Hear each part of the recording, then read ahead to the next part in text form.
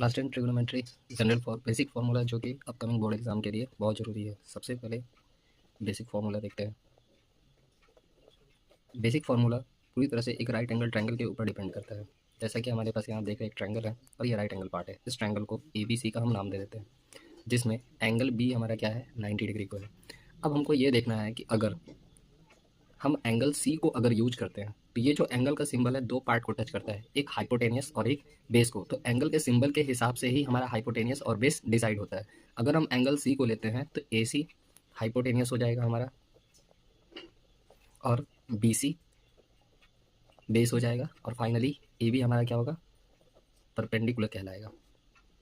अब हाइपोटेनियस को हम लोग H से, बेस को B से और परपेंडिकुलर को P से रिप्रेजेंट करते हैं। ट्रिगोनोमेट्री में 6 आइडेंटिटीज़ होती हैं, जिनमें सबसे पहला नाम आता है साइन। हम एंगल C को ले रहे तो यहाँ पर साइन C, फिर होता है कॉस C, फिर होगा हमारा टेन C। साइन का रेसिप्रोकल होता है कॉसेक, तो कॉसेक C।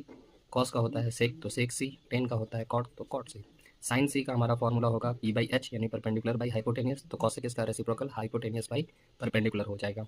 कॉस का हमारा फॉर्मूला होता है बेस बाई हाइपोटेनियस, तो सेक का हो जाएगा हाइपोटेनियस बाई बेस। टेन का फॉर्मूला होता है परपेंडिकुलर बाई बेस, तो कॉट का फॉर्मूला हो जाएगा बेस बाई परपेंडिकुलर। अब यहाँ एक इंपॉर्टेंट चीज़ है कि अगर हम लोग if we change the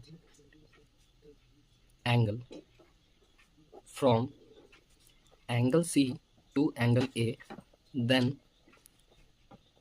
perpendicular and base exchange। हमें ये बात जरूर ध्यान में रखना है कि अगर हमारा एंगल C से A की तरफ अगर शिफ्ट हो जाए तो हमारा बेस और परपेंडिकुलर क्या होगा, एक्सचेंज हो जाएगा। हाइपोटेनियस वहीं का वहीं रहेगा। जैसे अगर हम एंगल A को यूज करते हैं तो एंगल A यहाँ आने का मतलब हो गया कि ये हमारा हाइपोटेनियस हो गया और ये हो गया बेस। तो एंगल A के केस में हमारा AB बेस कहलाएगा, BC परपेंडिकुलर कहलाएगा,